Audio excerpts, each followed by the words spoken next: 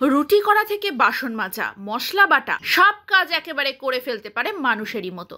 গ্রামের বিভিন্ন পরিবারে মিলে মিশে সদস্যদের সঙ্গে হাতে হাত লাগিয়ে কাজকর্ম সারে রানী নামের এক বানর। রানী মানুষ না হলেও তার আচরণ অবিকল মানুষের মতোই। উত্তরপ্রদেশের রায়বরেলির জেলার বাসিন্দা রানীর কাণ্ড কারখানার ভিডিও ইতিমধ্যেই ভাইরাল হয়েছে সমাজ মাধ্যমে।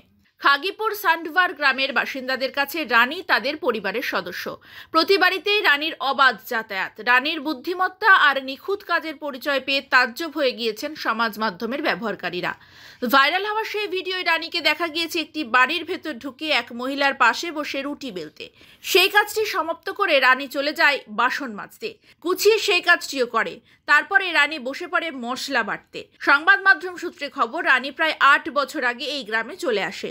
রানীর দেখাশোনা করেন যিনি, সেই অশোক জানিয়েছেন, রানীর ভিডিওগুলো সমাজ মাধ্যমে বিপুলভাবে জনপ্রিয়।